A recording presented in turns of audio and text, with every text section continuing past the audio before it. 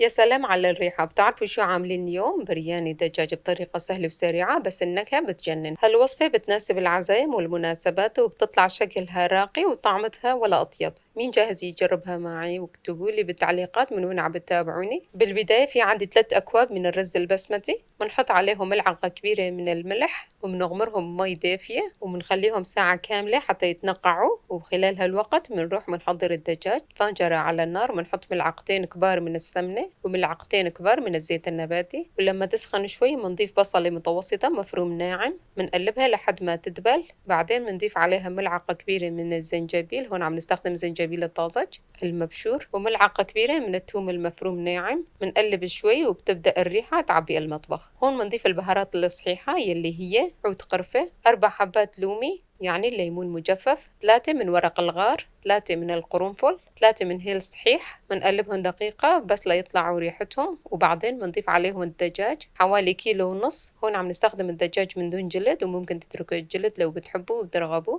بنقلب الدجاج لحتى يتغير اللون، وبعدها بنضيف حبتين من البندورة مقشرة ومفرومة ناعم، ومجموعة من التوابل هي اللي راح تعطينا سر النكهة. ملعقة كبيرة كزبرة ناشفة، ملعقة كبيرة بابريكا، هون عم نستخدم بابريكا الحلوة، ملعقة صغيرة من الكمون، ملعقة صغيرة كركم، ربع ملعقة صغيرة قرفة، ملعقة صغيرة من بهار البرياني، ملعقة كبيرة من ماجي الخضار، ملعقة كبيرة من الملح. منقلب شوي ومنضيف كوب من الزبادي يعني يوغورت، وملعقة كبيرة من دبس البندورة يعني صلصة الطماطم، ومنقلب هدول المكونات مع بعضهم. وآخر شي منضيف كوب من المي، هون المي مغلية. منقلب شوي ومنغطي الطنجرة ومنتركها تستوي على نار هادية حوالي 45 دقيقة لحتى تستوي تماما. وبهالوقت بنغلي طنجرة فيها 2.5 لتر من المي، بنضيف عليهم ملعقة كبيرة من الملح و3 ملاعق كبار من الزيت النباتي، وبنحط فوقهم الرز المنقوع والمغسول، وبنتركه يغلي 7 دقائق بس، وبعدين بنصفيه من المي. نرجع للدجاج لازم يكون استوى تمام، نختبر نضجه، وبطنجرة تانية على النار بنحط شوي من الزيت وبنفرش نص كمية الرز. بعدين بنوزع فوقها كل الدجاج مع السائل يلي طلع منه يلي فيه النكهة، وبنحط فوقهم باقي الرز، وآخر لمسة ملعقة كبيرة من ماء الزهر ورشة صغيرة من الزعفران أو ملون الطعام.